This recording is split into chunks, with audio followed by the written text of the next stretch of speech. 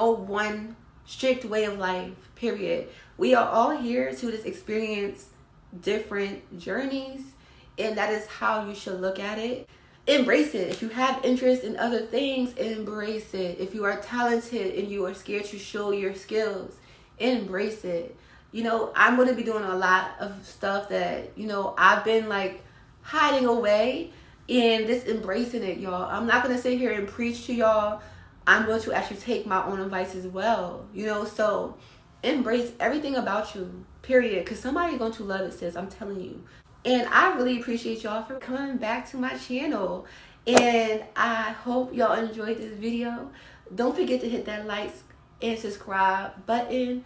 Leave a comment down below so we can, like, you know, talk. I would love to know your own personal experiences as well, and tell me how y'all got into sugaring as well. My channel is heavily on manifestation, so sis, manifest whatever it is you want in your life. I'm telling you right now, anything is possible. So yeah, y'all, I was just really excited to talk about this and just tell y'all a little bit more about my experience and how I kind of just got into the game. It's not something I have done yet on my channel, and you know, I just want to show y'all also where you can be, where you can start, where you can go. You know, I started off, let me also just say this, I didn't start off in the life, in my world as a sugar baby. I had jobs. I had internships in New York. I was working for Marie Claire, Zach Posen, because at that time, y'all, I was in school for fashion design. I wanted to be a fashion designer. But as I got older, that just wasn't for me. But I was out here grinding, y'all. I was in school in Philly and commuting back and forth to New York for my internships that were not paid, okay? So I was literally like a go-getter. I had a whole New York background mentality about go-getting. I've had jobs my whole life. My first job ever was a tennis instructor at like 15. I was like 15 teaching kids how to play tennis and getting paid, okay? And sorry if I sound groggy and crazy. Pollen is crazy right now in Atlanta. That's where I live. And I sound crazy right now. I hate it. But I have my tea, and I'm sorry, y'all. I sound crazy. I'm sorry. So let me start by saying this. I've always pretty much dated like wealthier men. I wouldn't say I've never dated non-wealthy men, but once I started dating wealthy men, I would say I definitely left the regular, like, average guys alone for a minute, because, like, you know, like, that's, you know, when you're a teenager, that's all you expect. Like, that's what you're used to. You're used to average guys. So when I got to my young adulthood, I started dating outside of those men. And again, y'all, I grew up playing tennis professionally.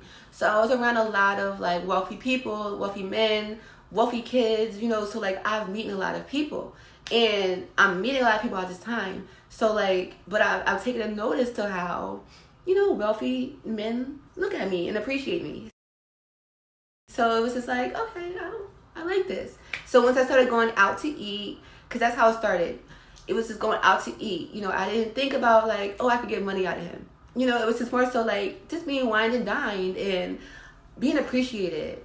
I was all for that, sis. Y'all, I'm gonna do my hair too. You know, just being wined and dined and appreciated, right? So, this is like early 2000s, So let's just jump to like 2014. 2014 comes. I start my own like research, and I'm learning more about just what sugaring is, and I kind of like, you know, found these different forms, and like just really helpful. Like I found the whole community, and so that like opened up my mind to things. I'm like, so this whole time, you know, I'm just sitting here going on dates, and I was like seeing all these nice cars in Miami, and I was saying like, wow, I can't wait to like sit in a Bentley or a Rolls Royce or a Ferrari. Yo, I sat in every one of them cars, literally in that same year. Okay, all in Florida. I am not lying, y'all. If I can find these pictures. First, it was the Bentley. It was this guy. I was with my homegirl. We went to like out to eat. He was in Miami, and he was in his car, and he just like stopped us, and he was talking to me, and you know we exchanged numbers, and I was like, okay, whatever. And so when he came and got me, it was so cute. He picked me up, and that shit was so lit, y'all. Like, so 2014, okay? 2014, I'm sitting in the Bentley, like, wow. And we went to this little restaurant. It was really cute. And you know, like, I didn't ask for no money. I didn't do nothing, sis. So I'm like, okay, let me see these little testers. Either he wasn't really sugar daddy or I just wasn't doing it right. I was still fairly new. So, you know, like, although, you know, I had my own little finessing ways, but it wasn't enough. So I still was like trial and error, okay? So once that happened, you know, like, you know, time went by, he was nobody. So I'm, you know, in the field, I'm in the bowl, okay? I'm fishing, I'm trying to find all these different sites, and that's when later, like, you know, Tinder and like seeking arrangement, and I was never really a big fan of seeking arrangement. Even back then, this site was just like, I don't know, it was just really weird to me. Like, I've never had any success on there, never. A lot of my own like run-ins were freestyle, y'all. Like, again, so I grew up playing tennis, and so like I was used to going to different places that are not of my, you know, background, my ethnicity. And if y'all do not know, I am biracial. I don't think I've ever said it on my channel, but I am biracial. So my dad is Italian and my mom is mixed.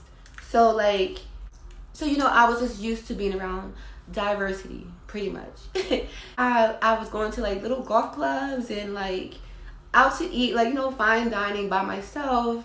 So we're gonna go to 2016, and 2016 is when, or 2015, I'm sorry. 2015 is when things changed. You know, at that point, I was like really knowledgeable because I did a lot of like research, which you need to do, ladies. Always do your own research. Don't just listen to me.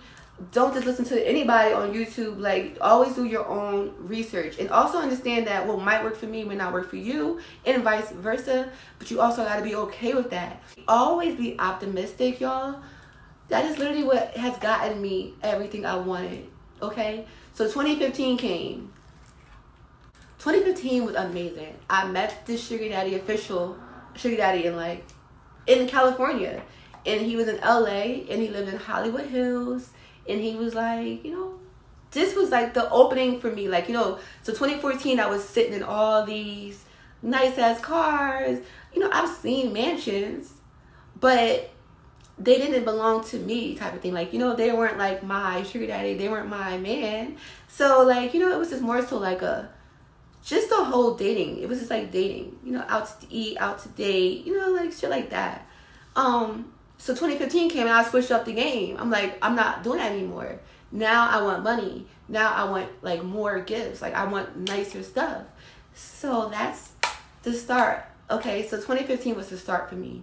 Like, officially the start for me. And it was amazing, y'all. So I'm in California. My sugar daddy in the hills, he's like amazing. We drove to Vegas before together. Like, we took road trips. Like, of course we've flown around, but like the road trip to Vegas was actually really beautiful. And if you're from the West Coast and you drove to, or if you've driven to Vegas, you know the drive is beautiful. Like, it's so scenic, it's deserty, and it's just really dope. It's different. They have like little attractions out there. Like, it's just really dope, okay, y'all? And it was just different. It was new to me. Like, you know, that was just a whole different thing. I was used to flying. Like, you know, I wasn't taking road trips like that. So he was amazing. So he was the first one, right? And he lasted for like a year, maybe 2 years actually. But within that, you know, I was venturing out. I was trying to see other sugar daddies. I was trying to like get my foot really into this and, you know, see what this is all about. See what I can get. So as years go by, y'all, I'm literally just investing time. I'm always doing research. I'm always going out. I'm always trying to, you know, like make sure I'm changing certain things, whether it's the way I talk to them or the way I try to gauge my questions. You know, damsel in distress. I've done the whole 9. I've done every technique possible to like try and get a sugar daddy and all that. So like when I got my sugar daddy again years later in California, who got me my Gucci bag, you know, stuff like that. Like, I've gotten money. Like, it's just been mad things. So over all these years, y'all, I've just accumulated all this knowledge, money. Some I spent frivolously. I don't talk about this a lot either, but like, y'all, I had a really bad spending problem. I used to go to the malls or wherever and spend thousands of dollars just on clothes. And I don't mean like for Forever 21, H&M, like I mean like actual pieces, y'all, like $300 fucking shirts and $500 jackets and $150 like jeans. Like, why? I was so mad, y'all. I was so mad at myself. Y'all, I did my hair quick. It's pretty. Y'all, this wig is so bomb. I'm sorry. This is a little sour. But yeah, y'all. So like, I just, you know, like, and I didn't have. That's just what it was. I didn't have like nobody to mentor me. I didn't have a bunch of bitches that I could talk to about it, because like that was such a, again, that was not something people were talking about. Literally when people feel like